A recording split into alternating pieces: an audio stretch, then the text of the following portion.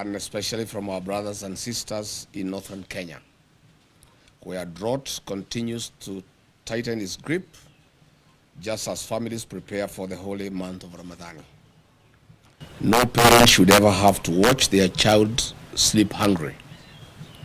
These voices from the north are not mere statistics. They are the living conscience of our nation, calling us to act with urgency and humanity. One life lost is one too many. As Kenyans, we know who we are.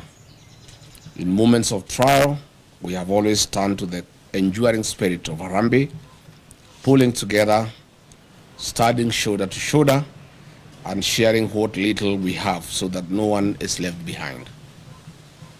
When one region suffers, the whole nation feels the pain. When one child goes hungry, it diminishes us all. This is why we must rise together under the simple but powerful call of Kenyans for Kenya. A reminder that our strength has never been in division, but in unity, compassion, and collective responsibility. Kenya is now facing a deepening drought and food security crisis that warrants urgent national attention. Current assessments indicate that about 3.3 million people are already experiencing high levels of acute food insecurity, a figure projected to rise as below average rains, rising temperatures, and declining harvests continue to strain livelihoods. As of December 2025, the crisis was particularly severe among the most vulnerable, with more than 741,000 children under the age of 5 years, acutely malnourished, and over 109,000 pregnant and lactating women in need of treatment, underscoring the scale of humanitarian emergency. Further, water stress has emerged as one of the harshest realities. Women and children bear the greatest burden, walking long distances, missing school, and facing increased risks of disease and malnutrition. This suffering is especially painful as it unfolds against the backdrop of Ramadan, when many families already fasting for faith now endure hunger and thirst imposed by circumstances. In light of these realities, William Ruto must declare the drought in northern Kenya a national disaster.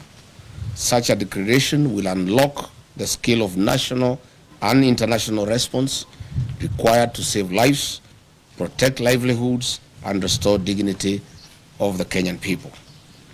Before a drought reaches the emergency phase, a responsible leadership does preparedness.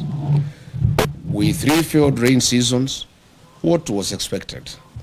Building of water ponds, dams, and allocation of emergency funds in time to those in need. In a meeting yesterday, the government, in a typical knee-jerk reaction, allocated 4 billion Kenya shillings to 23 ASAL counties. This translates to approximately 173 million per county, allocated to 3.3 million Kenyans who are affected. This translates to 1,200 Kenya shillings per person. These funds are way below the minimum food basket recommended by the United Nations to approximately Kenya shillings 2,700 per person in the rural areas. In an expose recently, the Office of the Deputy President spent 338 million on private jets, chartered airplanes, and choppers. Aden Duale's Shah business lost 11 billion Kenya shillings. This government does not take human life seriously. For a young man in Kenya, if they are not killing you in the streets, they are tear gassing you in church or killing you with thirst and hunger in the north. At the same time, the leaders of northern Kenya, who cannot account for Kenya shillings 1 trillion since devolution in 2013, are quiet and enjoying luxury in Nairobi as their people in the north continue to suffer from hunger and anguish. The people of northern Kenya are Kenyans. Their children are Kenyan children. Their hopes, struggles, and aspirations are part of the shared destiny of our nation. Any Kenyan oppressed or neglected today is a warning to us all. And injustice and suffering do not recognize borders or communities. We are and must remain one for all and all for one. Let this be the moment we reclaim the best of who we are, a people who do not turn away from hardship, but who meet it together with courage, with compassion, and with the unbreakable spirit of a nation that refuses to abandon its own. The spirit of Harambee must guide us. As President William Ruto tours the food insecure and water-stressed north from tomorrow to disperse the Nyota cash in Wajir, Mandera, and Garissa this week, he should know that life is more important and people are at the verge of hunger and death. In any case, the whole essence of touring the north is little on Nyota program, but to sanitize the corrupt leaders who have failed the people of northern Kenya. Furthermore, the Nyota program is a World Bank program happening in other African countries like Angola, Mozambique, Nigeria, Senegal, Benin, Togo. Yet we have not seen their presidents turn this into re-election campaign rallies across their countries. As a DCP party that is built on the philosophy of listening to the people, Kenyans have sent us overwhelming questions and concerns about the North and promises made by one William Ruto. Mr. William Ruto, as you go to dance on the podiums in the North this week starting from tomorrow, do not forget to tell the people of the North why only less than 35% of the population have access to basic clean and safe drinking water compared to the national average of about 68%. The North, too, are Kenyans.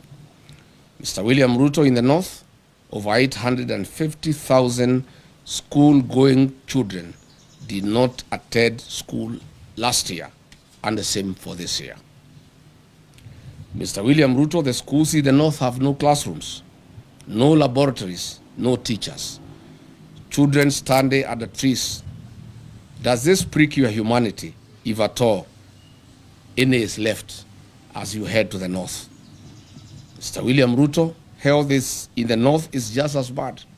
In Mandera County, half of all women give birth at home without a nurse or a medical doctor. Only 6% of children aged 12 to 23 months are fully vaccinated.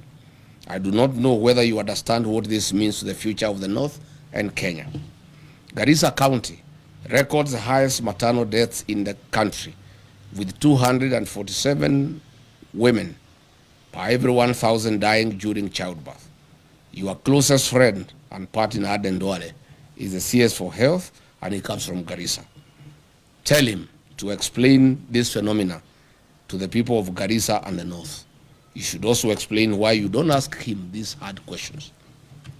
Mr. President, in Wajir County, 90% of the population lives in extreme poverty, the highest in Kenya.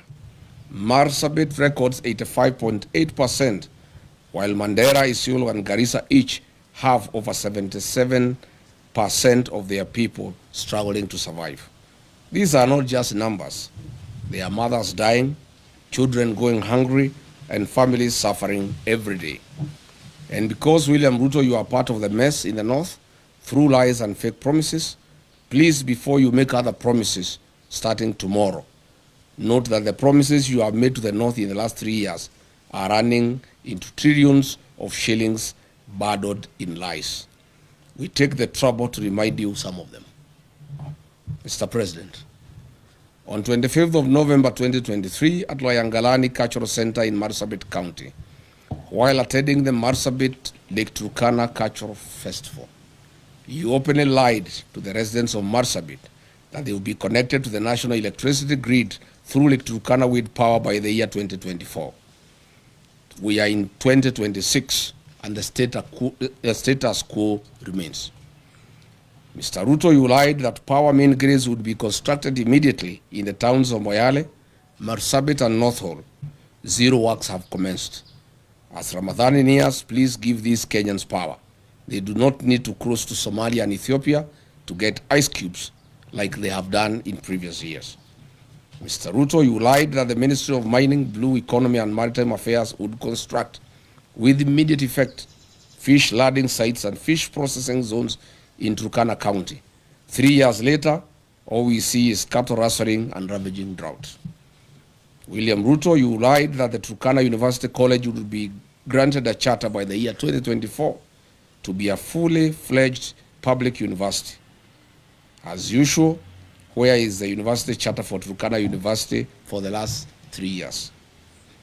Mr. Ruto, you lied that FGM would be dealt with accordingly and perpetrators be held accountable. Today, the prevalence of FGM in Marsabit County is at 83%, ranking Marsabit County as the third highest country in Kenya in FGM prevalence. I hope you understand what this means to women and girls of Marsabit as they look forward to exploiting their full potential. Why lie to women and girls, Mr. President? Between 4th and 7th February 2025, William Ruto toured Mandera, Wajir, Isiolo, Marsabit, and Garissa counties, and as usual made a cocktail of promises, deceit, and open lies, as he'll be doing in the next 3 days as he heads to the north. On 4th February 2025, in Mandera town, he promised to end marginalization and inclusive development. A year later, Mandera County has no roads, no sewage system, the drought is killing camels, the children of Mandera study at the trees. He keeps on as allies, leaders of the Mandera who steal what is meant for the people. The people who have impoverished Mandera are his buddies and political allies. He further promised to put Mandera on the national grid through Ethiopia. To date, Mandera gets electricity on ration basis once in every 24 hours.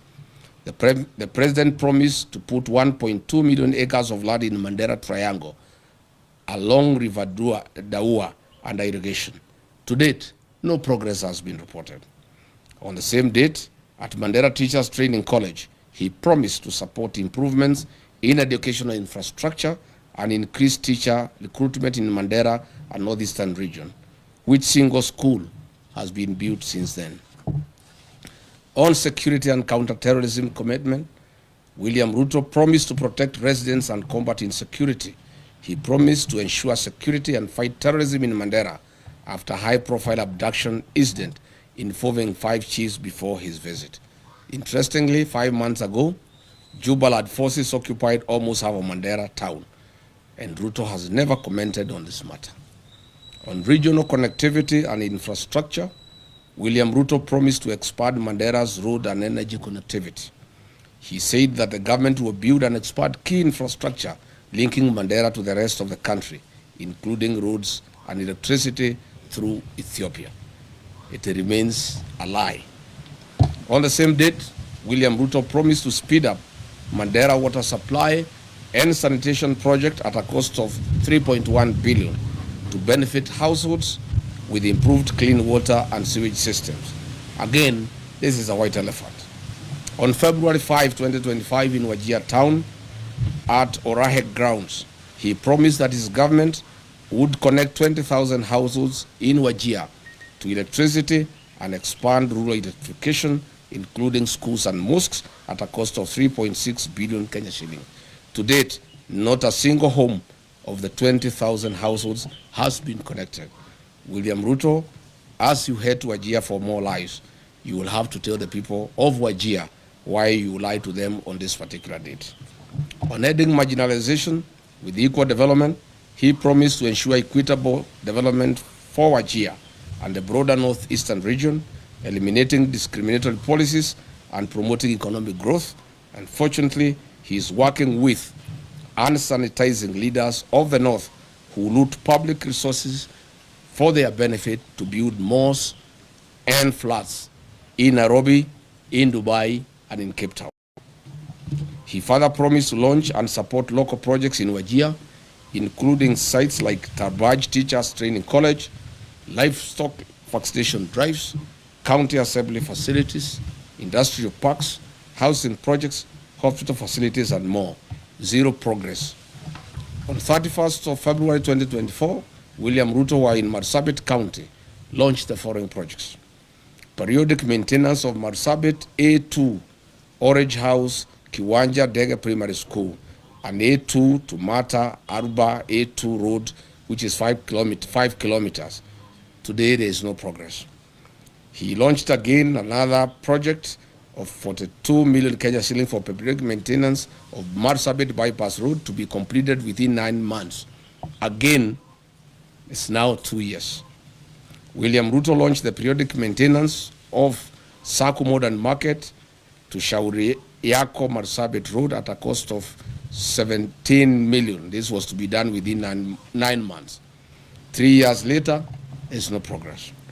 In Isiolo County, on 11th April 2023, while breaking the fast with the Islamic community, he lied that Isiolo, Kulamawe, Modogasha Road will be upgraded to bitumen standards. Again, it remains a lie.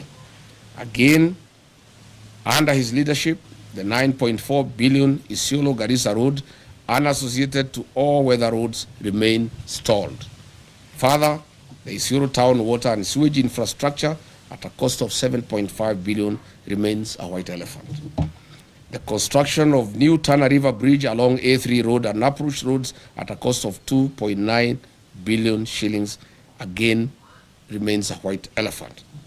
In Wajir town, the town with no power supply, 63 years after independence, William Ruto has made the following promises, which remains delusional.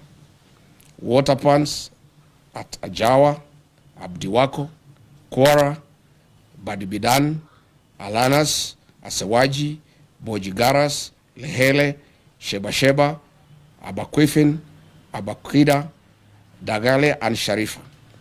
Water projects in Habasweni, Buna, Wajia Bol, water piping and supply, Elnuna, Tulatula, rehabilitation of Banish water project, Tabaj water supply, Kulsini water supply, Dentelai water project, Elders and Nole water supply. These remain lies to the people of Wajir. In terms of irrigation projects, he has promised Wajir South Cluster, Mansa, among others. Note that the above water projects are worth billions of shillings, and Mr. Ruto, get these projects moving. As you go to Wajir, tell the people of Wajir why you lied to them and why you have come back when you have not implemented what you promised them. As we speak today, Wajir Level 5 Hospital and Grifitu Level 4 hospitals have no sterilization and surgical sets, leave alone having reliable power supply. William Ruto, with the governor of Wajir, you may need to explain this to the people of Wajir. The construction and upgrading of bitumen standards on the following roads in Wajir County remain a campaign lie and tool for William Ruto. Habaswen Township, Elders Township roads, Bute Town roads, construction of Wajir Bypass, drift on Lokole Elders Road, and the Habasweni Mosque Water Point Road. Your poetic road of Ramu, Gari, Elwak, Kobo, Kotulo, Tarbaj, Wajir, Samatar, Modogashe, Isiolo, tell us why majority of the sections are stored for the last 3 months and workers have never been paid their money to be able to continue with the construction. Tell the people of Mandera why power is being supplied once in every 24 hours. You must say what is happening at the Mandera Kenya Power Station. Finally, William Ruto, on 4th November 2023, in Lamu County, Kizingitini, Pate Island, you lied that Kenya shilling 700 million was available for construction of Mutagawada Siu Road.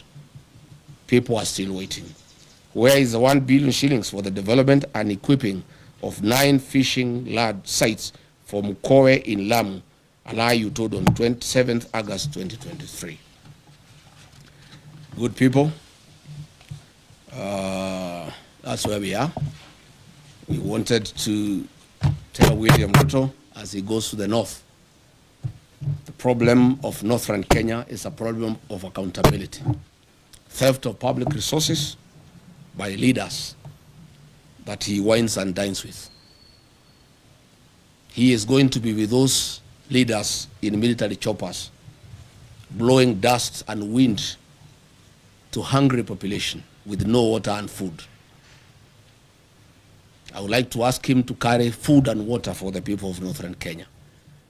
All the mains and all the beans and rice, blankets, food and non-food items being used in central Kenya, in Nyandarua, in Kiambu, in Murang'a, Kirinyaga, Nyeri, to campaign, he should take those foods and non-food items. I found yesterday in Nyandarua trucks of blankets, trucks of rice and beans being taken to people who have food, who have potatoes, who have carrots. This food is required in northern Kenya. So that is why I called this press conference to ask President William Ruto before he goes to the north to prepare these answers for the people of northern Kenya, because it is immoral to cheat populations. These people are dying, they are hungry, they have no water, they have no food, they have no medicine, their animals are dying. And then you go to dance with them and lie to them more. Asanteni sana. Any question? Yes, citizen.